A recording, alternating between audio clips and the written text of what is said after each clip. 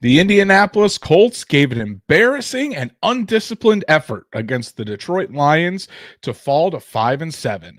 So who's to blame for the loss? And what does this say about the Colts team as a whole? Let's talk about it. Welcome to the Horseshoe Huddle Podcast presented by Indianapolis Colts on SI.com. My name is Andrew Moore, and I'm joined here by my co-host of the Horseshoe Huddle Podcast, Drake Wally. Drake, what a game yesterday, and not in a good way. Not in a good way. Some of the most undisciplined football I've ever seen. I wrote about it today. If you guys haven't seen my post-game piece, go check it out on Indianapolis Colts on SI. But Anthony Richardson got zero help out there from his supporting cast. I mean, outside of his top three wide receivers, which I think played fine. I mean, how the hell are the Colts supposed to win that game and keep up with a Lions offense that is averaging 33 points a game? Colts defense actually held them to 24 points, which I would consider a win. And every time you would make a big play, it would get one step forward, two steps back. It was just a really bad performance by the Indianapolis Colts yesterday. And honestly, it kind of shows the gap between a good team like the Lions and a mediocre to poor team like the Colts. Yeah, and we'll dive into it. Obviously there is not blame on one specific group, not one specific player. When you score 6 points against the defense that by all regards wasn't even as good as the defense that you just beat, that's really unfortunate. And it has to be, you have to look at the offense from quarterback all the way down to the coach who calls the plays, Shane Steichen. So we're going to do that. I think that after watching the game, especially after I watched it a second time, I've got some different thoughts on it than I did the first time and when I was writing my initial post-game piece. But hey, when you watch a performance like that, Andrew, as an analyst, sometimes you do need to go back and look at it again, and different things kind of pop into your brain. But yeah, overall, just probably the worst I've seen the Colts offense look since at times at the beginning of the year. Yeah, and it was just terrible execution. The Colts couldn't get out of their own way, plain and simple, last night. I mean, yesterday afternoon. Didn't help that it was basically a neutral site game, as the Detroit Lions fans, and credit to the Lions fans, they took over Lucas Oil Stadium yesterday. And I've been to, Drake, I can't even count how many Colts games that I've been to in my life at this point. It's easily nearing 100, if not over 100 at this point. And I have never seen an opposing fan base take over Lucas Oil Stadium like that, where it was a true neutral site game. And you could argue for most of the game, the Lions fans were louder than the Colts fans yesterday. And this was going all the way to an hour before kickoff, where you're hearing "Let's Go Lions" chants, you're hearing Jared Goff chants. So credit to the Lions. The Lions fan base was bringing it yesterday, and the Colts, I think Colts fans, I mean, I already put my piece or posts out on X about this, and it's gotten a lot of different support, some people coming at me. Some Colts fans some Colts players have even privately interacted with it. So it's going to lead to a fun piece on Indianapolis Colts on SI later this week. But Colts definitely did not have a home field advantage yesterday, and that was just the tip of the iceberg. It was just a complete spiral by the Colts yesterday. But Drake, let's get to the chat. Lindsey Mack from across the pond. Good to see you, brother. So frustrating. Made a few good plays only to be called back for penalties. Couple of fast passes that were fingertips away. And I poop a brick every time AR runs and drops the shoulder. Good Lord, we need some tight ends. I think Lindsey Mack is telling, basically sums it up. That's the show. That sums it up right there. Thought defense was pretty good. Did well against the Lions offense that was balling coming into this game. God, their running backs are good. Yes, they certainly are. Stats, Matt, in the chat. Boy, oh boy, do I got stats today. He's got some good ones that we're going to be putting here on the show. Yim, never been so pissed at our team as I was over all the penalties. Stopped watching after the third quarter. I'd rather have lost by 50 with no penalties than 18 with 10. Very fair there by Yim. Sean Cartwright is here as well. saying definitely more problems than the quarterback position. Yes, it was not certainly not Anthony Richardson that were causing those problems yesterday. It was a lot more than that. Paul Wilson, good to see you, my friend. The O-line was really bad. I thought AR played well, all things considered. We're going to talk about Anthony Richardson's performance from top down. Truitt, thank you so much for the super chat, brother. Really, really appreciate it. And Truitt has got his thoughts today. Looking forward, not backwards. Well, we're going to have to look backwards to assess what went wrong so that way we can move forward. An NFL Nerd says, I'm late to the party, joining from Costco. We appreciate it. And hopefully your Costco, hopefully your Costco isn't as crazy as the one here where I live, because I cannot stand to go to Costco. Let's be honest. Every time my wife wants to go to Costco, it usually ends up me being frustrated for 2 hours and like a $400 bill, and I just want to jump off the top of the building. Let's be honest, dude. But NFL Nerd, appreciate you for all of your support. And guys, as you join the chat, be sure to go follow us on all of our socials. Go follow us on or like Horseshoe Huddle on Facebook, follow at Colts _SI on X, and then subscribe to the Horseshoe Huddle YouTube channel. Make sure you hit that bell, turn on those notifications. And then if you can't catch us live, we're on YouTube, Apple, Spotify, Google, wherever you listen to podcasts, we're on there as well. So make sure you subscribe and give us a 5-star review so we can reach other Colts fans just like you. Drake, the Colts crumbled against the Detroit Lions yesterday, 24-6, plain and simple. The over, far from hitting. The over-under was 50.5. It got to 30 yesterday, which was not expecting the Colts offense to just be as atrocious as it was yesterday. And that's really where we're going to start. Stats, Matt. Am I starting at penalties or O-line, wide receiver support? Well, we're going to talk about the offensive line first, because this goes to just how terrible it was yesterday. 5 penalties by the offensive line. And really it was, you see how the amount of pressure that they were giving up. Drake, Anthony Richardson was pressured on 46% of his dropbacks yesterday. Absolutely absurd. And Stats Matt's stat of the day, I'm not going to take his thunder. Let's just see what he has to say. The first one, presented by Busch Light. Anthony Richardson had the 8th quickest time to throw, but was pressured on 46.7% of his dropbacks, including a season high 4 quick pressures from a single defensive tackle. Stat 2, steps from Stats Matt. The Colts had 54 offensive snaps. 20 occurred with more than 10 plus yards to get a first down, and that excludes 1st and 10. That just shows you how often the Colts were playing behind the sticks yesterday. Drake, the offensive line from pretty much all the way down the line, maybe outside of Matt Gonzalez. I thought Matt Gonzalez really had a good game yesterday. Tanner Bortolini in pass protection really had a good game. Quentin Nelson, potentially the worst game of Quentin Nelson's career. Braden Smith did not perform well. Dalton Tucker does not look like he should be out there right now at the right guard spot. Probably why the Colts signed Mark Glowinski last week, because they need him to get back up to speed as quick as possible to reinsert him into that offensive line, or into that offensive line. But Drake, what do you make of the offensive line's performance yesterday? But between the constant pressure that they were giving up, not allowing or not getting any holes to open up for Jonathan Taylor, and when Taylor did actually have a big run of 19 yards, called back on a holding penalty, and then the constant pressure of Anthony Richardson yesterday for this offensive line that we've been talking about all season. That's supposed to be one of the best in the NFL, certainly one of the best units on the Colts as a whole. Looked like absolute garbage yesterday. Yeah, I was about to say that's an expensive pile of crap they put out there. Yes. Look, you got to say it. You got to say it about that because, or you got to say it that way because even Quentin Nelson looked awful, and that's just not something you see.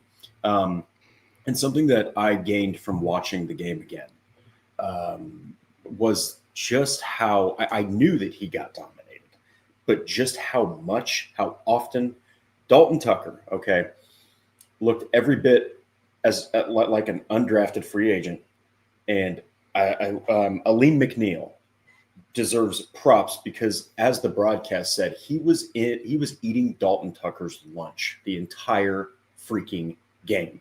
And what do we say on the show? What is the worst pressure to deal with?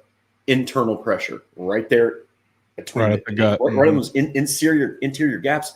And Richardson didn't take any sacks, which is impressive. But like, it's really hard to adjust for any QB when that's happening constantly. And of course, obviously you're starting 3 rookies, and it was definitely the worst the offensive line has looked this season.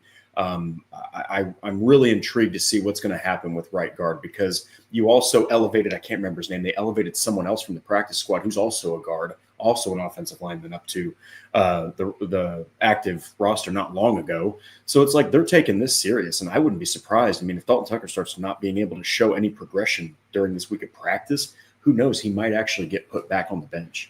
Yeah, and to your point, Drake, McNeil had 4 quick pressures, tied for the most by a defensive tackle in a game this season. So yeah, you're absolutely right. McNeil was dominating Dalton Tucker yesterday. And Drake, the Colts can't even blame this the offensive line troubles on the injuries that have happened, because Bernard Ryman wasn't in there, sure, but Matt Gonzalez was probably your best offensive lineman yesterday at left tackle.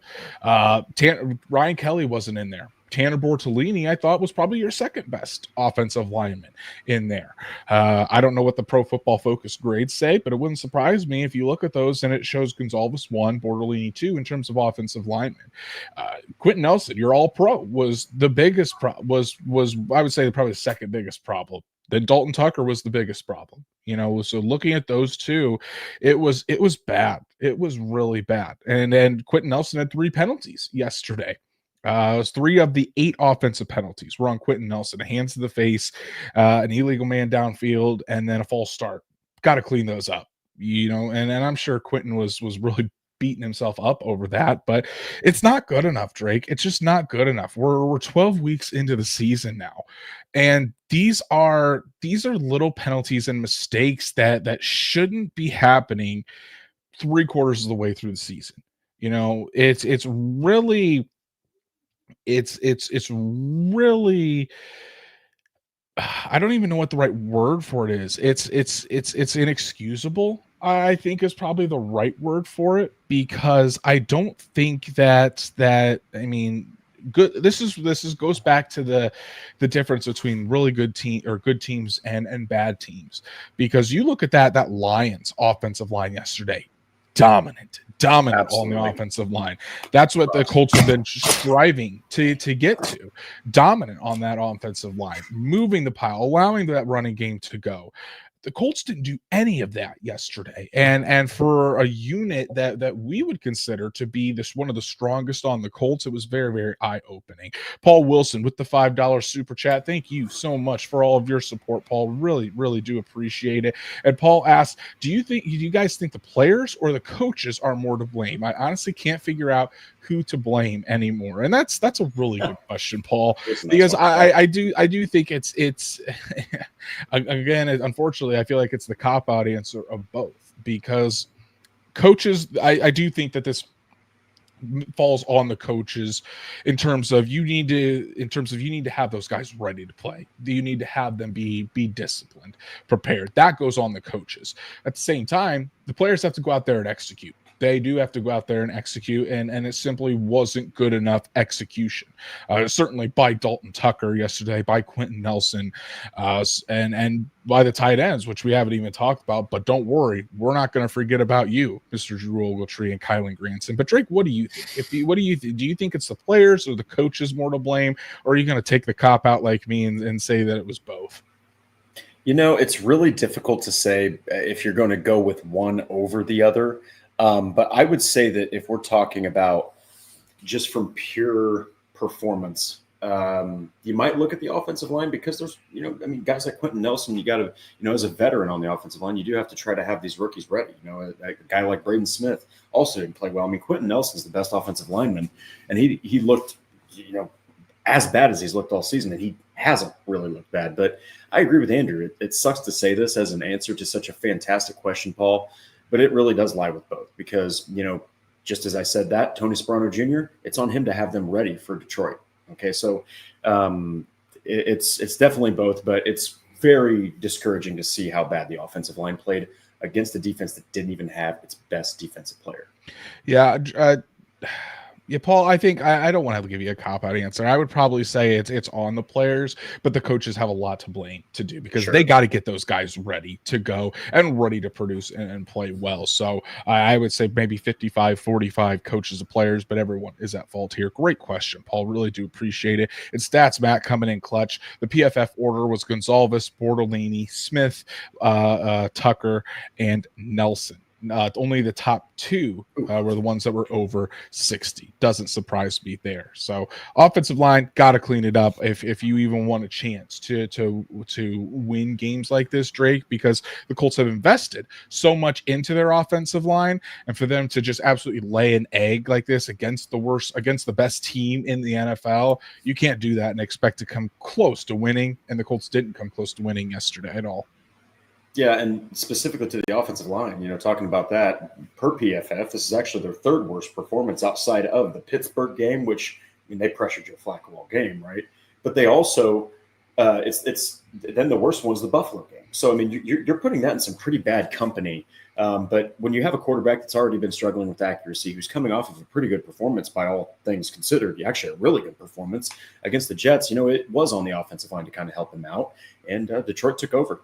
So. It's funny because I saw some people on X and God love them, but I saw some people on X yesterday say it wasn't the offensive line's fault for the loss because Anthony Richardson wasn't sacked once. That's because Anthony Richardson could get out of almost any sack, as we have seen over the season. Flacco back there. Put Flacco back there, it's probably an 8 sacks on the day for Joe Flacco. It was the reason they didn't have any sacks was because of Anthony Richardson. But Drake, it wasn't just the offensive line, the tight end group. This I almost have no words for this tight end group because of how poorly they played. Not only just yesterday, but all season long. I would not be disappointed, I would say is the right word, if the Colts cut every single tight end on the roster and started fresh next year. I think maybe the guy that you'd have the best case for is Mo Alley-Cox, just because he's a really solid blocker, and he's done his role this year as that guy that produces a couple of catches maybe here or there, and is a really solid blocker. But Kylan Granson, not sure what he was doing yesterday. Wide open as the hot route, doesn't even turn around and look for the ball. Inexcusable. Another time, Kylan Granson is coming across the middle, and he breaks off his route on and Anthony Richardson, if he would have kept going, would have been right on his chest. Richardson throws it, Granson stops, incomplete. Drew Ogletree, not sure that he knows how to play football at this point. You get the 21-yard completion to Kylan Granson, one of the one plays that the tight end actually does well, and the other tight end takes it off the board with a holding call. Then you're wide open in the end zone if you're Drew Ogletree, and Anthony Richardson puts it right there between the numbers. One of the easiest touchdowns you'll have in your career. Drew Ogletree drops it, and the Colts end up with 3 on there. The Colts, I don't think, have a viable tight end option. And for fans that have been talking about the Colts, the number one need for the Colts this offseason is the tight end position. Drake, it's hard to disagree with them after what we saw yesterday from this tight end group. But what was your overall thoughts about the tight end group and how much they really hurt this team yesterday against the Lions? Well, I think that it's just really been a tale of how they've been all season. I hate to say that because Mo Alley-Cox is, I dare say, far and away been the most effective guy on the field in that position group. Some interesting season stats here. Trey Sermon has 12 receptions. He is not at all a receiving back. Number one tight end in receptions, you've got Mo with 9. You've got Drew Ogletree with 7, Granson with 7, and Will Mallory with 3. So altogether, you have 26 receptions between 4 tight ends. Not even one over 10. They have, I don't know what they're doing with Will Mallory. I don't know why he's a healthy scratch. Is he just awful?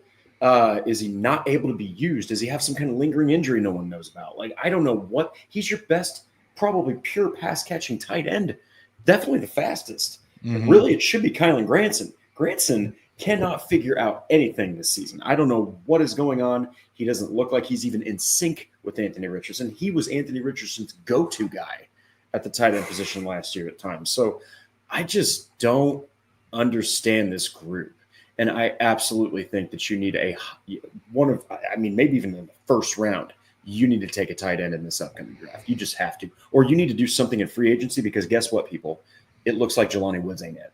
It just looks like he's not it. 2 straight seasons out with an injury, probably not coming back to the Colts, man. Jelani Woods is in a contract here next year. So next year literally is the final chance for him to do anything. Lindsey Mack saying, what tight end room? You're not wrong there. NFL nerd just reopening the wound. Brock Bowers will look great in a horseshoe helmet. Tough for Andrew, man. The train was there. The train was there. The train was 2 picks away, Drake, 2 picks away. And you guys, so many people called me crazy.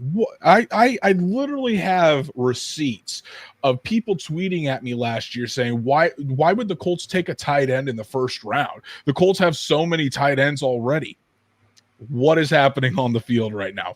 Literally, this is why you take Brock Bowers in the first round. Some guy that I'm not sure who he is, but he's got a huge following.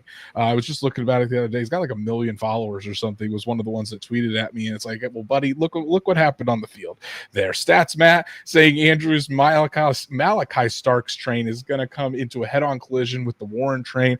Tyler Warren is getting a lot of hype from the fans. So is Harold Fannin Jr. Out of Bowling Green. Hey, listen.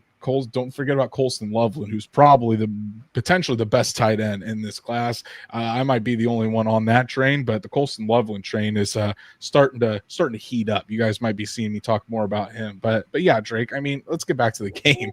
Obviously, so many missed opportunities by this group, by the tight end group, and it brings me. I want to find another stat, the Stats Matt stat of the day about the drops. The Colts had a 15% drop rate that cost the Colts 51 yards and a touchdown. That's not including the Ashton Doolin mishap, where Doolin should have got 2 feet in bounds, would have been a huge gain. Forgot that he had to get 2 feet in bounds, I guess. But they also lost 79 yards in penalties on throws. Anthony Richardson finished the game yesterday with 172 yards. You add 79 yards to that. Not only is Anthony Richardson's performance much better, you're looking at another 250-yard game out of Anthony Richardson. That completion percentage goes way up. You've got a touchdown on there as well. And really, if you convert those plays and you take away those penalties, Drake, who's to say that this game isn't much closer? The Colts aren't having to constantly go from behind. They're able to not completely abandon the run like they did in the second half and be more balanced because they're not down by 3 scores. So many things could have changed if a lot of these penalties didn't happen, and the conversions that the Colts did make on these plays where penalties were called, it could have completely changed the outlook of the game. I'm not saying the Colts could have won this game, because I don't know if they would have won this game even if there were no penalties on these plays and they would have converted. But the game certainly wouldn't have been 24-6. It would have been a hell of a lot closer than that. Well, yeah, and that stat is intimidating. That's scary. 130 total yards you lost. And then you get 96 total yards in penalties, plus 68 yards in the penalty yardage, so lost 164 net yards. By the way, Stats Matt, savant work. He's cooking. He's cooking today. He's absolutely cooking over there. But that basically equates to like 1 out of every 6.5 throws is a drop. Like a 15% drop rate. It's just like, this might have been the most poorly executed game around Anthony Richardson from the offense that we've seen. Because other times you've been looking at this kid like, okay, you got to settle down. You got to let the game come to you. You got to stop making so much out of the throws. Stop overthinking things, and he came back. He came back to the fundamentals in week 11, week 11. Then here in week 12, the dams just open up right in front of the kid. Like, you just can't expect a developing quarterback to do it all when he's just getting destroyed, like that. And then also his tight ends are supposed to be the intermediate guys, the quick guys right there in front of him. Whereas then you got Josh Downs off to the side as the quick win receiver. That's not even there. And when he hits them, they can't catch it. I got to go back to that Drew Ogletree drop. That might be the worst drop I have seen this year. All the man has to, he's looking right at it. I mean, he didn't even take his eyes off of it. I couldn't believe it. So this tight end group, I think that Shane Steichen really needs to look deep into it. I don't even know if it's Tom Manning. I don't think it's a Tom Manning issue. I think it's a performance issue with these tight ends. So we'll see, man. I think it's a talent issue, Drake. Simple as that. These guys. Yeah. I mean, Kylan Grant is a 4th-round pick. Drew Ogletree is a 6th-round pick. Jelani Woods can't see the field. Will Mallory's a 6th-round pick. Mo Alley Cox, we know what Mo Alley Cox is. He was undrafted. He didn't even play college in high school. Or he didn't even play football in college, I should say. And Molly Cox has done enough for this team, but he's not a tight end one. I mean, he does his role, and he does his role well, but it's, when you're not investing premium draft capital or going out and getting an actual guy, and you're relying on a bunch of mediocre dudes that they're just trying to piece together. I mean, it's no wonder that the Colts don't have anybody they can rely on at the tight end position. Stats, Matt, Colston Loveland goes to Michigan, not Notre Dame. So Michigan's one of Notre Dame's biggest rivals. So you should right there. It should tell you how much I appreciate Colston Loveland's talent. We'll be talking about him later. Don't you guys worry. Paul Wilson with another super chat. Thank you so much, brother, for all of your support. And Paul says, I'm leaning more towards the coach's fault, but I put the real blame on Chris Ballard. I've seen enough from this GM. And Paul, you're not the only one. You're not the only one. There's a lot of fans that are upset with Chris Ballard for how he's put together this team, because Drake, there's an argument that this Colts team, and I saw Zach talking about this yesterday, and it made me think, or even this morning actually, that this Colts team really isn't, if you think about it, much better than the team that put together that atrocious season in 2022. Because you look at it, I mean, the quarterback is different. Yes, they upgraded the slot receiver with Josh Downs over Paris Campbell. Alec Pierce has come on a little bit more. Certainly Bernard Ryman has gotten better, but Bernard Ryman wasn't out there. Ryan Kelly is back to how he was in 2022. You look at the defensive end position, and you say Latu has certainly been better, but the cornerback situation, the Colts had Stephon Gilmore and Isaiah Rodgers. I would argue that's not better. You look at the safety situation between Rodney McLeod and Nick Cross. I don't know, probably a wash. You look at the linebackers. The Colts had Shaq Leonard at that time, who was hurt, but he was coming off of a season where he was an All-Pro, and Bobby Okereke was still with the team.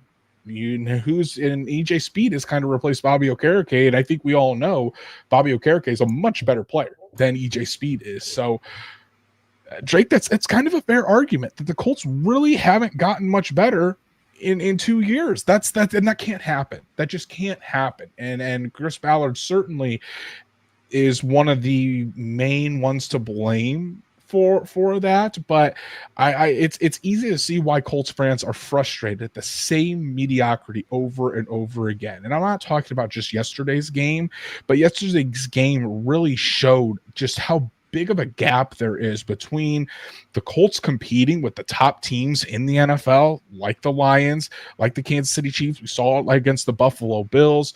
There is just a major gap for the Colts from where they are right now to where those teams are right now. And unless something seismic shifts in terms of approach or getting an influx of talent, I mean, Chris Ballard's got to change if he wants to reach those levels of where those teams are.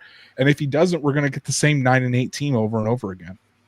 Yeah, and I think the Colts, if I'm not mistaken, the one team they've beat that is even competitive was the Steelers. And you're talking about that was pre-Russell Wilson, and they seem to actually been elevating their offense since Russell Wilson was named the starter. So then you look at the teams that are awful that they've played, and they've pretty much beat them. So now you've got New England next. So maybe that's a good sign. Maybe it's not. Maybe it's a trap game. But, they definitely showed. I love the fact that you put that, and I love the fact that Paul Wilson put this again. Thank you so much, Paul. you do at some point have to start now looking at Chris Ballard like, okay, what's the deal here? What is the future, right? What are you doing for Anthony Richardson? What are you doing for Shane Steichen?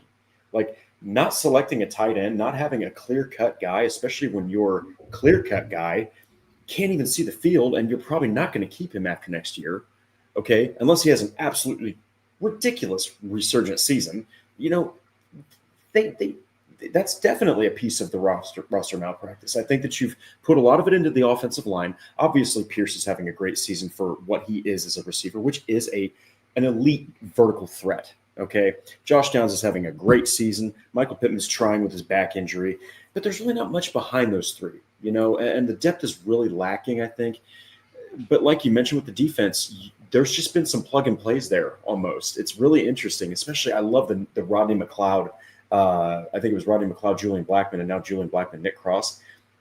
I thought that was actually one of the better position groups for that defense in 2022. So that's the same way I feel about them now, is that I think Nick Cross, while he's been bad in pass coverage, he's played pretty damn well, all things considered, especially all of the criticism he was receiving before the season started. But I'm right there with you, Paul. I think that now you do have to start asking what's next, really. You know, what are you going to do in this upcoming draft? We'll see. But I think right now Chris Ballard is firmly secure as the GM. Unfortunately, for some fans. And really, the only person that can make a change is and force that change is Jim Irsay. You know, and there's a part of me that really truly believes that, and I think we've seen it.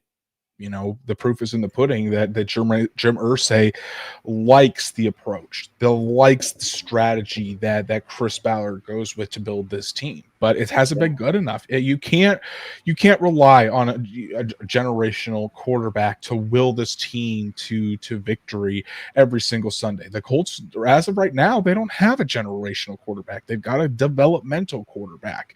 You know, I don't even know if Andrew Luck would be able to win a Super Bowl with this team if Andrew Luck was in his prime. So you gotta get better pieces around your quarterback, and you have to get better pieces just on this team as a whole, and stop kidding yourself with you liking your own guys. Be realistic in the guys that you have, and not over optimistic that the guys can turn into what you want them to be.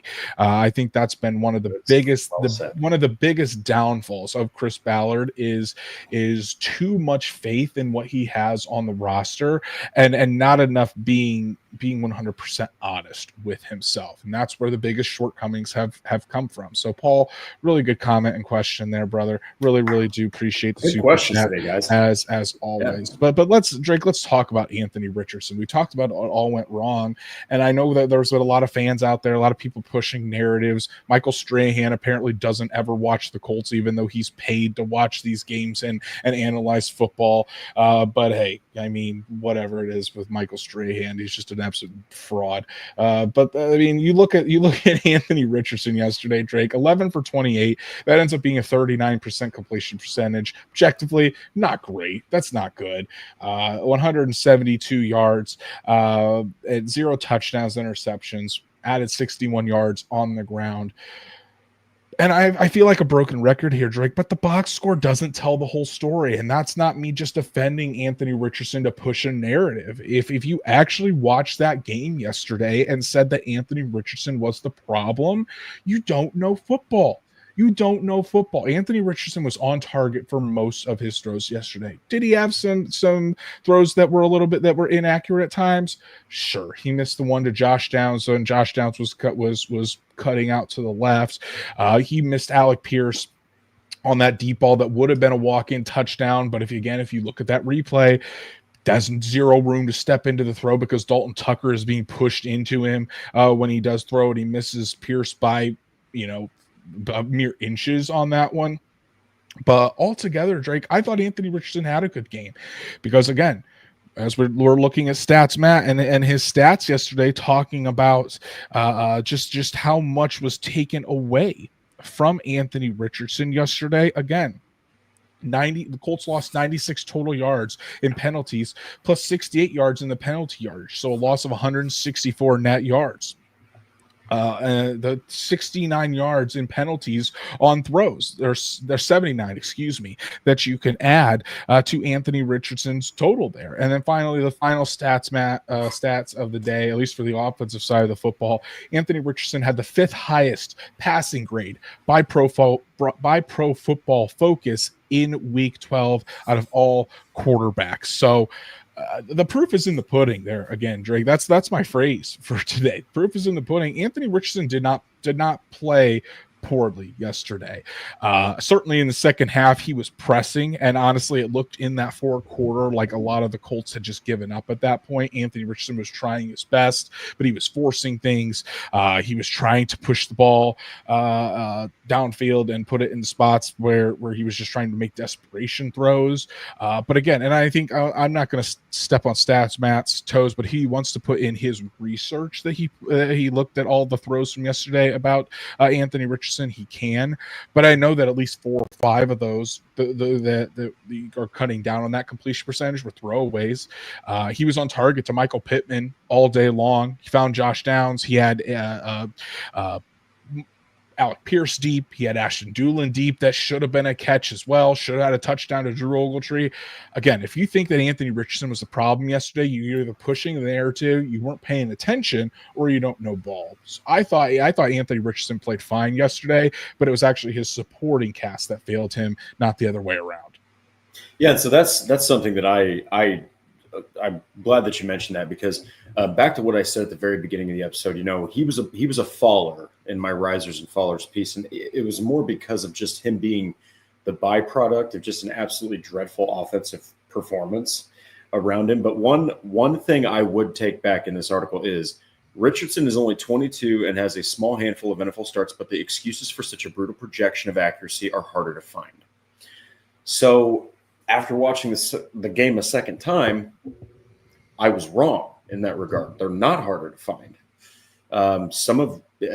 I know that it's the quarterback. I know that it's the big money position. I know that it's the leader of the team, and it is a position where when you have a guy at that spot, you can will your team to a victory. Like you mentioned, though, he is not generational yet. He is sitting in his developmental stage. He's only in year 2. He still has just like 13, 14. I think he's like 12 or 13 starts still, Like yesterday was his 12th NFL start.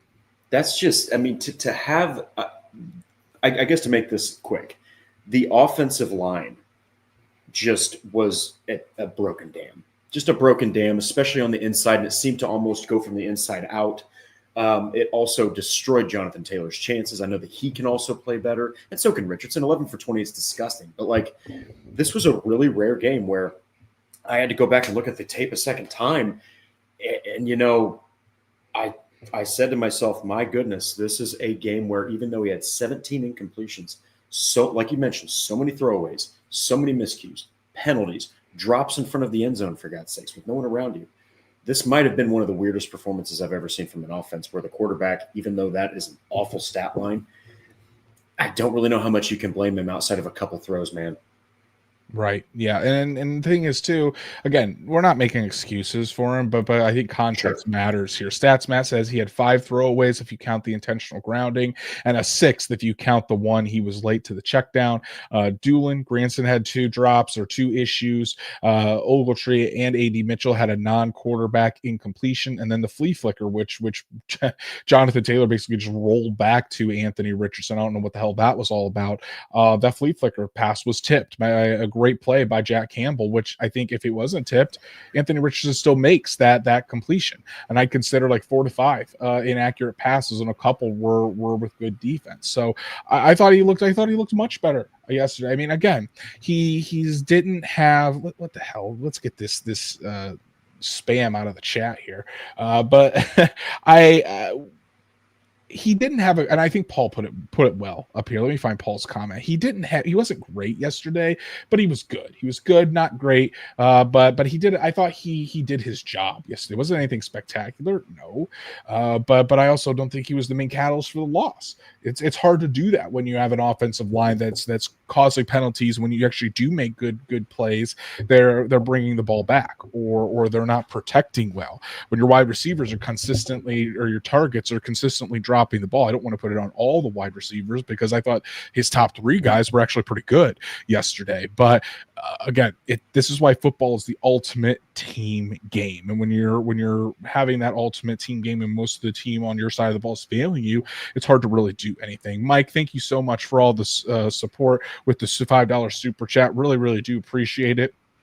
And Mike, you're saying 3 starting offensive line rookies, all the difference. I disagree with that a little bit, actually, because when we kind of saw it yesterday that the 2 of those 3 rookies on the offensive line, Matt Gonzalez and Tanner Bortolini, those were actually the 2 best offensive linemen for the Colts yesterday. So it wasn't the rookies. It was one rookie in Dalton Tucker, but it was Quentin Nelson and Braden Smith that were the 2 of the 3 offensive linemen that performed poorly yesterday. Matt Gonzalez and Tanner Bortolini actually had pretty good games. Drake, would you agree? Yeah, I mean, given the situation, okay, like for a guy like Matt Gonzalez, he needs Quentin Nelson to have a good game. And Quentin Nelson always has a good game. But Matt Gonzalez is a rookie, so he really needs that guy to his right, and Quentin Nelson to have a solid game, because God forbid if Quentin Nelson gets blown backwards, well, guess what? Now Gonzalez is blocking 2 people, and or like maybe 1, and then the guy's already at the quarterback. So I think that it's fair to say, for sure, Mike, that the offensive line with the rookies didn't exactly help matters. But by all standards and by all numbers that we've seen, they played better than the veterans and the actual, all pros, Pro Bowlers. Yeah, exactly. Mike, thank you so much for your support, brother. Really do appreciate it. But Drake, let's talk about, let's move to the defensive side of the ball here, sure. Because real quick, the top, I want to make sure that this is clear that, again, not the entire offensive side of the ball was poor, because Michael Pittman played a hell of a game yesterday. Drake, 6 catches for 96 yards, playing through that injury. That looked like the Michael Pittman Jr. that we all know he can be. That looked like a healthy Michael Pittman Jr. out there, and hopefully that's what the Colts get moving forward. Alec Pierce didn't have very many opportunities, but when he did have that deep ball go his way, he made the most of it, and he made a big play. That's what Alec Pierce is supposed to do. Josh Downs had a little bit of a down game, only 3 catches for 27 yards on 7 targets. But again, he had a 30-yard completion that was brought back on an offensive PI call on Alec Pierce that was very questionable at best. The play where Anthony Richardson gets out of the pocket and throws it down the field to Josh Downs on the scramble, another 21 yards, called back on a holding penalty. So a lot of the throws that were called back due to penalties went to Josh Downs. And so that definitely hurt him as well. Now Josh Downs is dealing with an injury that we'll talk about in a little bit that will likely sideline him. But it wasn't the top 3 guys for the Colts yesterday. It was everyone else. Yeah, and look, like Andrew said, it's a team performance. You got a developmental quarterback. You've got the weapons out there. You've got a guy like Jonathan Taylor. It all starts in the trenches, though, and you win and lose in the trenches. And the Colts didn't have that performance where they could win. Yeah, they did. But let's talk about the defensive side of the ball, Drake, because this I feel like this is like one of the a third or fourth straight performance where I'm talking about the defense didn't do anything spectacular, but they did their job. They did enough to win. So yes, they allowed three rushing touchdowns yesterday, but they held the Lions to 24 points. Coming into that game, the Lions were averaging 33 points a game. And again, it was not perfect. Like I said, 3 rushing touchdowns. The Lions were 9 of 15 on 3rd down. That's the biggest stat that really stands out to me, Drake, about the defense is way too often. And it was pretty much the entire second half. Ben Johnson was spamming screen passes, for saying, Gus Bradley, adjust, or we're just going to keep doing this until we get down. Until we score. We're just going to continue to do screen passes down the field.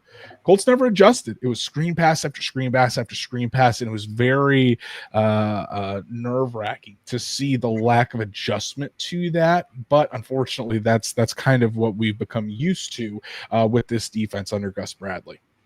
Yeah, and here's the thing: is that I know that there was a lack of adjustment, right? And he had come off of having his defense looking really good, and while they did do enough to win, one area that was just damning are the missed tackles as well. That's just kind of become who the Colts are, is just a team that they're going to miss some tackles. And when you face the most deadly offense mixed with the most deadly offensive line and offensive duo in the backfield, you're going to lose, okay? They didn't let David Montgomery go back in because they didn't want him to, not because he couldn't.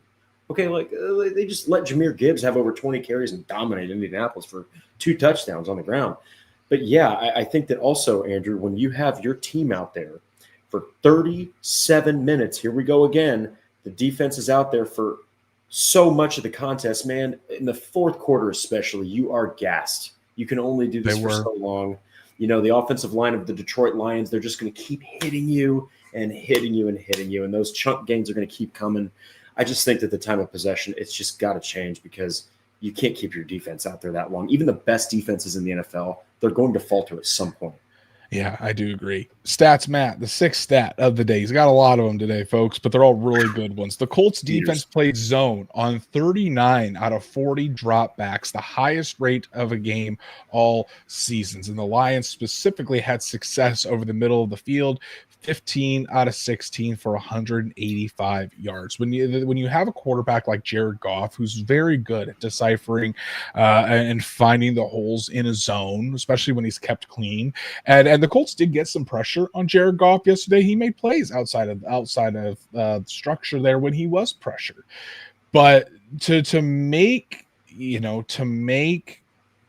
Jared Goff hold the football yesterday and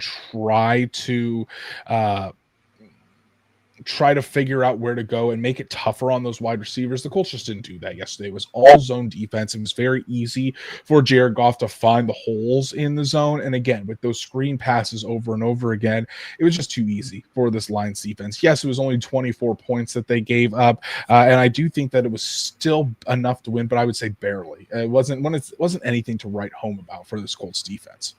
Yeah, something else that they really struggle with this year, and it seems like every time it's third down, you get really, really stressed if you're a fan, right? Or if you're watching the game because you're like, it could be 3rd and 10, 3rd and 5, 3rd and 15. Defense is probably going to let up a third down. They really struggled in that regard as well. Again. Yeah, third down defense has been the major struggle for this Colts defense, unfortunately, and I don't think it's going to change, not unless there is a philosophical change with this defense. If you do want to look at some of the plus side for this defense, though, Leatu Latu looks like a dude, and he's coming on. And he had another sack yesterday. The 7th stat of the day was Latu had 5 pressures, 1 sack, 2 quarterback hurries, and 2 hurries and 2 quarterback hits.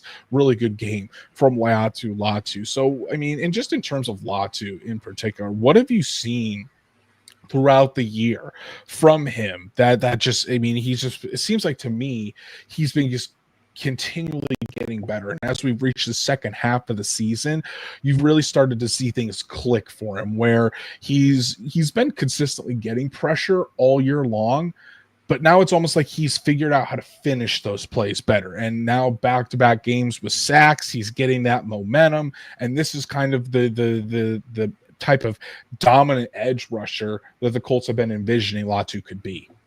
Yeah, I'm really impressed with him because the whole plan was to put him around Samson Ebukam, and Samson Ebukam was supposed to be the starter, and Leatu was supposed to be put in pass rushing situations. Well, then he goes down, and then Lewis goes down, and then you're scrambling around. You're like, okay, well, guess what, Leatu?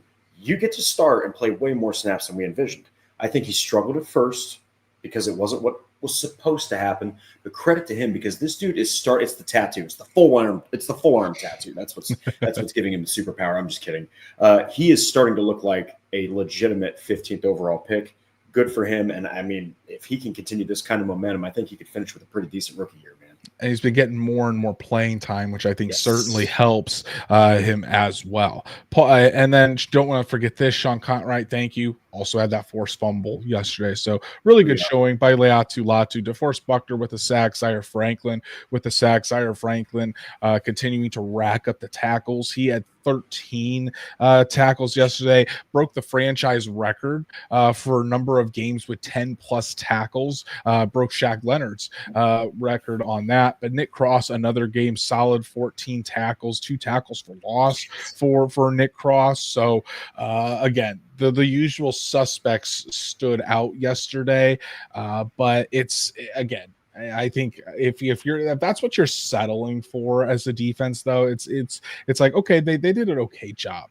It needs to be better than that. Obviously, if you want to compete with the Kansas Cities, the Buffaloes, the Detroits, where you are really considered on that level, the defense has to be better, and I think that not only starts with better players on the team, better talent, but it also starts out with being more aggressive and being better with your team, sitting back there in zone the entire game, when instead of, it was almost like Gus Bradley was going in reverse from how he has been over the past few weeks, switching things up and being multiple in his coverages and his looks, blitzing, simulated pressures, things like that, to just straight flat zone defense, nothing out of the ordinary, and the Lions took advantage of it. It looked like at times yesterday they were playing, the Lions were almost getting bored with how easily they were able to succeed. Yeah, and a lot of it was on the ground. A lot of it was using Jahmyr Gibbs. A lot of it was, Goff didn't even throw a touchdown in that game. All they had to do was just operate behind the ground attack and let their field goal kicker do the rest, man. Yeah, exactly. So Drake, the Colts dropped to 5-7 after this loss, and honestly, really, two more questions about this game before we kind of wrap up here. What do you think that this loss says about the team, just the performance in general, and then where do you think the Colts go from here? Or what do you think the expectations are moving forward, and if you think that they, as Pat McAfee loves to say, do they still have everything in front of them? I think that this performance says that, honestly, this is going to sound harsh, but they're just kind of a crappy team. They're literally middle of the road, mediocre. 5-7 is just such an ugly looking record, because it's like, if you finish 7-10, 8-9, which is what that shows you're going to finish, you kind of get a middle of the road draft pick again. It's like just kind of a sting to be mediocre and not awful and reap a reward from it, or really good and get into the playoffs. So I think that you've just got an underperforming team that isn't that good. What do they have in front of them is an easy as hell schedule now, baby. Okay, you can start to try to gain some confidence, some momentum. You also have, every game is a must win. You can't lose now if you want those playoffs. All right, which Richardson played like he wants to get to the playoffs on Sunday. But, I think that the Colts have a golden opportunity with New England. I think you've got a rookie quarterback that you're playing. It's a team that's not that good. Okay, this is an offensive line bounce back game. If they really care about their quarterback, show it in week 13. Yeah, I think you hit the nail on the head on all counts, Drake. I think this is a very mediocre team. I think the Colts are on pace to be 9-8. Let's be honest here. I think the Colts will be favored in every game moving forward, except that game after the bye against the Broncos. But because their schedule is so easy moving forward, I do think that the Colts can still finish 9-8. Will they have a chance of the playoffs? Sure, I think so. Do I think they make the playoffs, though? Probably not. They probably just missed out, and we're at the same spot that we were last year when talking about this team. A mediocre team that is good enough to beat the bad teams, but not good enough to compete with the good teams in the NFL. And you can't say, well, we had some injuries, and if the injuries didn't happen, then maybe it'd be a different story. There's 100% injury rate in the NFL. You're gonna have injuries at key spots. You've got to be able to overcome that. So yes, I think that they still have everything in front of them. But again, if they do make the playoffs, are they going to make any noise? Probably not. It'll probably be a first round, a wild card bounce out if they do miraculously find their way into the playoffs. That's fair. Again, this is all kind of lining up to what we said at the beginning of the year. that it's all about Anthony Richardson. So win or lose, that's what I'm focused on, is Anthony Richardson's development. And over the past 2 games, I've seen some really, really good strides. Like yesterday, even through everything, he was battling. He was showing some really good leadership as well. He was making sure that his teammates knew that what they were doing was unacceptable. And I think that's something that Anthony Richardson in the past would kind of brush off and think, okay, well, I'm doing my job. But I mean, I saw a fire in Anthony Richardson yesterday that I haven't really seen. So I think that's part of his development as well. And with these teams moving forward, I think you could potentially see Anthony Richardson have some really big games. So that's what I'm going to be watching. But yeah, Drake, you're absolutely right. The team is mediocre. If they make the playoffs, great. They're not going to do anything in the playoffs. Sure. And I think there still needs to be some seismic changes for this Colts team, not only in terms of what their strategy is to build this team moving forward, but I think there needs to be some seismic changes in changes in talent. There's a lot of guys that are upcoming free agents that you shouldn't bring back. Because you need to strive to be better. And that could include guys like EJ Speed. That could include guys like Ryan Kelly. In my opinion, you throw the bag at Will Fries because we've seen just how important Will Fries has been for this offensive line.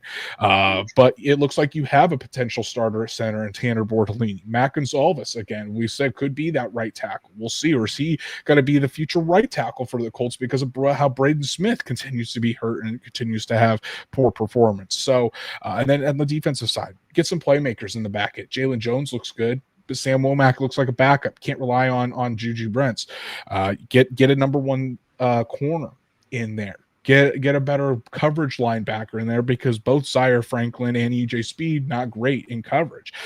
Get help on the interior offensive line depth-wise. For the love of God, get a tight end that can actually produce for you.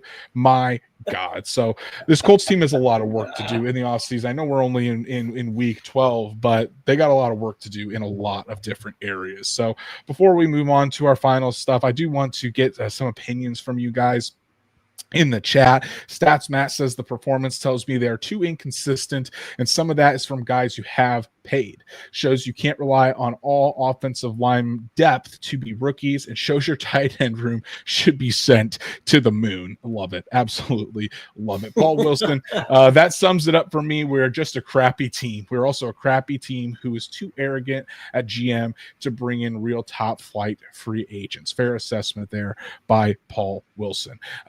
And as we look here from gosh, I don't know what the heck is going on with the spams in the comment section, guys. I apologize, but I do want to talk about NFL Nerd. Thought I just imagined that fire from Anthony Richardson. I guess I'm not the only one. No, he definitely had it yesterday. That was sure. Anthony Richardson after the game, more fired up and more angry than I've ever seen him, and I wasn't the only one that talked about that in post game pieces. Tressa, thank you so much. Great show, guys. It's always a pleasure. Real football talk from 2 of my favorite hosts. Always honest and truthful, not like some of the other podcasts. Appreciate you, Tressa. Really, really do. You're too kind. Really appreciate it. Yeah, I don't know stats, Matt. What's going on with the bots tonight? I didn't do anything. This is the same thing, same show that we always do, but the bots are coming in heavy tonight, as always. And then Paul Wilson, as always, thank you so much for all of your support. Paul said, I did say AR needed benched. I also said he would be back in a few games. I think AR is really going to prove his potential the rest of the way. And I hope you're right. I really hope you're right. And so far, Drake, I think we've seen that in these 2 games. We need to see more from Anthony Richardson, obviously, moving forward. But things are trending in the right direction for Anthony Richardson. Yeah. And I think that, again, you have a soft schedule now to finish the season. Capitalize on this. I'm it's hard to say this with the Colts, but I'm anticipating at least somewhat of a bounce back performance from Anthony Richardson and a little bit more of an emphasis from the offensive line on actually playing effective football. Yes, exactly. So, Drake, let's talk about the injury report here. Still have to go through the injury report and give our Colts player of the game before we get out of here. Definitely some bigger news on the injury front, specifically with Josh Downs. Josh Downs went down yesterday after a quick screen pass and had to be taken off the field. He did come back onto the field, but then Ian Rappaport reported earlier today that Josh Downs is considered week to week with that shoulder injury, and he is not likely to play this week against the New England Patriots. Honestly, Drake, if it's that serious for Josh Downs that he's going to have to miss a game, I feel like this is the game that you would miss. The Patriots are not a good football team. If the Colts can't win without Josh Downs against the Patriots, do they really deserve to win anyway? It'll allow more snaps for AD Mitchell. Let him rest. Let him get better and have him and see if he can come back after the bye for a very, very crucial game against the Denver Broncos. Yeah, and I mean, AD Mitchell showed that when Michael Pittman wasn't playing, he could go out there and have his best game as a rookie. So it's like, I think that Josh Downs needs to sit. I think that you need to look at the long term here, and you have a rookie that's capable and needs to play. Yeah, exactly. NFL nerd taking Patrick's spot as an absolute menace in the chat tonight. Love to see it, but getting back to this, Tanner Bortolini, guys. I mean, coming off of honestly a nice game by Tanner Bortolini, the hits just keep coming. Drake to the offensive line. He came into the building today, said that he had concussion symptoms start to develop overnight. He has been placed in the concussion protocol. Ryan Kelly is on IR and isn't eligible to return until I think it's after the Denver Broncos game. Ryan Kelly is eligible to return, so Ryan Kelly is not an option this weekend against the Patriots. And if Tanner Bortolini cannot go, which it's going to be tough for him to, as he entered the protocol today, it's going to be tough for him to get out of the protocol by the time Sunday rolls around. Third string center is Danny Pinter. Danny Pinter would likely be the next man up, Drake. I will say this. If you want to look on the bright side, Danny Pinter has played traditionally better at center than he has at guard. So that would be a plus, but still not ideal for the Colts to be on their third string center going up against the New England Patriots. Yeah, and I think if Danny Pinter is your third string center, given his history, like you mentioned, at the position where he's played okay, that's a pretty stable third stringer. I mean, you're hoping definitely that the more athletic and I think capable Tanner Bortolini can go. Yeah, if I had to put money on it, I don't see Bortolini being able to clear protocol in time. Not enough time, man. So it's probably going to be Danny Pinter on that offensive line come Sunday. Definitely something to watch throughout the week. Ashton Doolin left the game with an ankle injury, and Shane Steichen said he's still dealing with that. He'll be monitored throughout the week. And Bernard Ryman still being monitored with that knee injury. The Colts desperately need Bernard Ryman back on the offensive line. Not for Matt Gonzalez's sake, but hey, if you get Bernard Ryman back at left tackle, if I'm Tony Sperano Jr., I'm throwing Matt Gonzalez in there right guard spot. Get Dalton Tucker out of there, and then let your third round pick, who's really been impressive since coming in and filling in for Bernard Ryman, let him get in there at right guard and go to work as well. That would be my course of action if I was Tony Sperano Jr. at this point.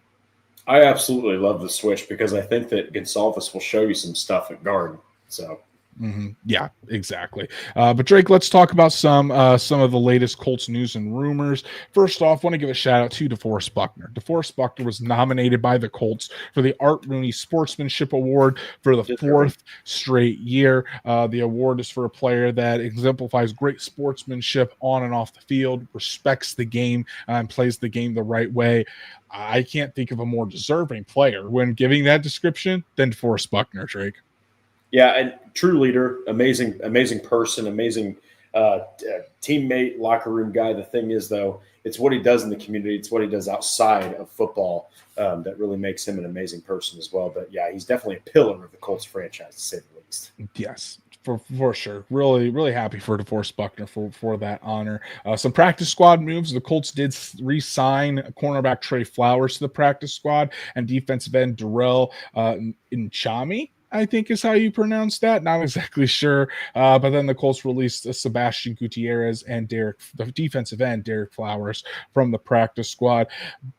Keep an eye on Mark Lewinsky, Drake, on that practice squad, though, because if Bernard Ryman still is out, or if the Colts don't put Matt Gonzalez in there at right guard, after the bye, Mark Lewinsky could be the starting right guard for the Colts. The reason I don't think it'd be this week is because he hasn't played all year, still learning. It's a new playbook, so he's still learning the playbook and everything. So it's probably taking him some time to just get his legs back from underneath him. Sure. But 2 weeks in the building and then having the bye week would not surprise me if Dalton Tucker goes out and lays an egg against the Patriots like he has been recently, that Mark Lewinsky is the starting right guard for the rest of the season.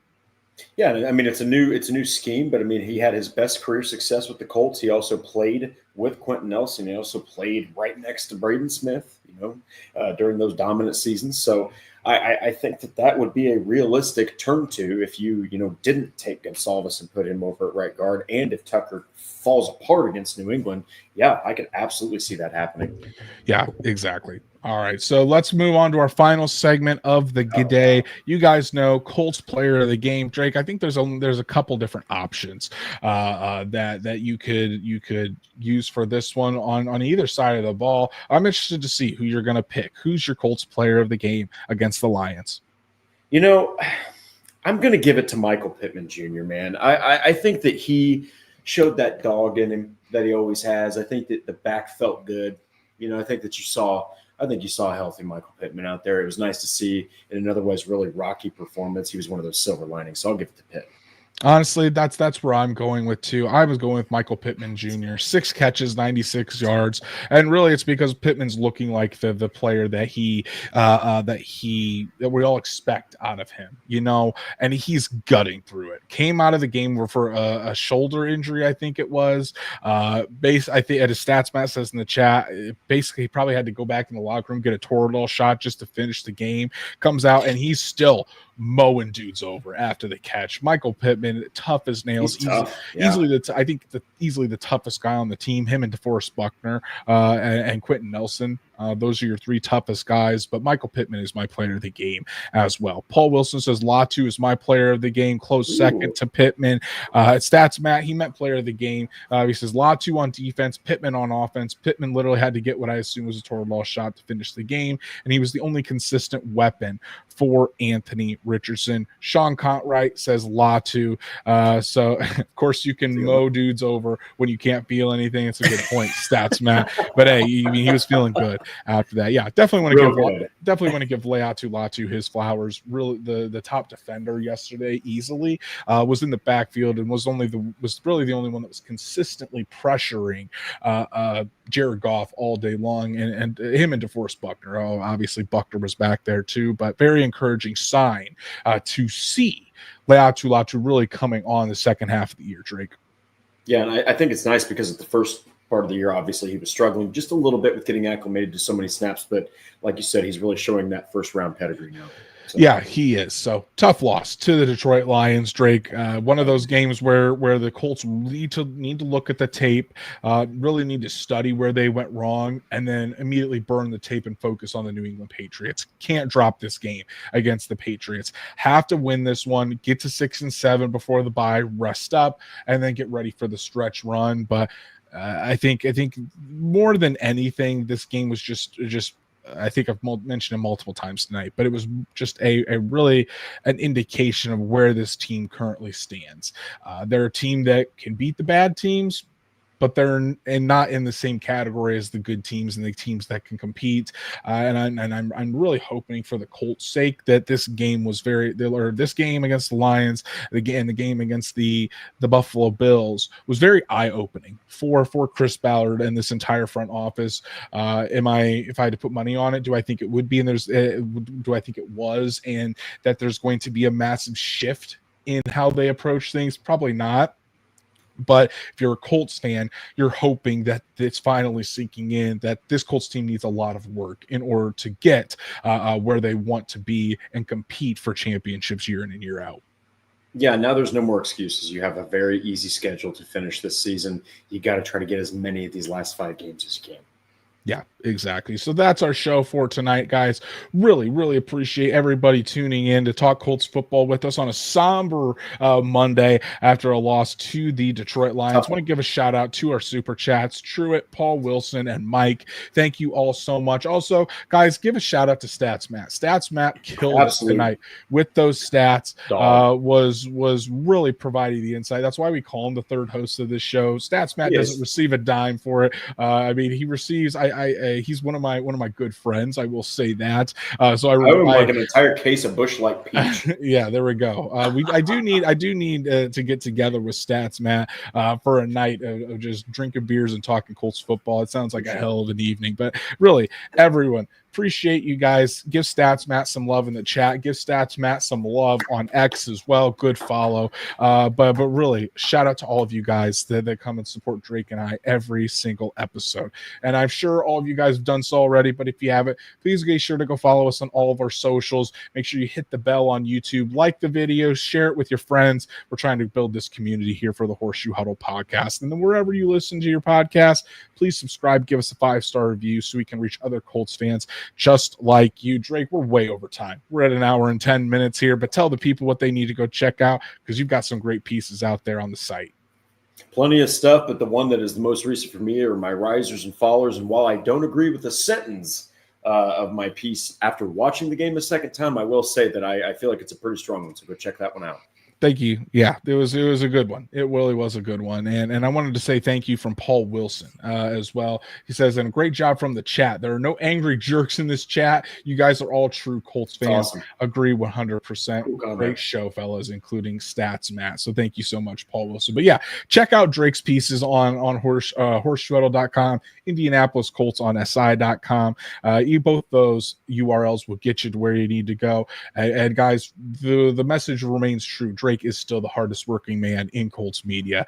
For myself, have a piece out there on Anthony Richardson and really dove into the supporting cast and how they let down Anthony Richardson. He tried to take the blame, was trying to be the leader, a better leader, and really put it on himself. But it wasn't on Anthony Richardson, and I made sure to go to bat for the 22-year-old quarterback in my piece. And then, guys, I already talked about it. You've probably seen my post on X about it. There's a lot to make of the Lions fans taking over Lucas Oil Stadium, and I'm not going to put this all totally on the fans. I do think that the fans hold some responsibility for that. But I think it's a lot of things that are going into Lucas Oil Stadium turning more into a neutral site game. And honestly, it's hard to say that the Colts have a home field advantage any longer. So that's going to be a fun piece. Make sure you check that out and let me know your thoughts once it's out there as well. Check out everything on horseshoehuddle.com. Go follow Drake at DWalsterDrake. You can follow me at Andrew Moore NFL. And we'll be back on Wednesday night because Thursday night is Thanksgiving. We're going to be with our families. You guys need to be with your families as well. So Wednesday night, Drake and I will be live to preview Colts Patriots in New England, in Foxborough, that awful stadium there in Foxborough. We're going to get you all set for Anthony Richardson versus Drake May. That'll be a fun one to talk about on Wednesday. So everyone enjoy the rest of your week, and we'll see you right back here on Wednesday night to talk Colts Patriots, get you all set for the holiday weekend and more Colts football.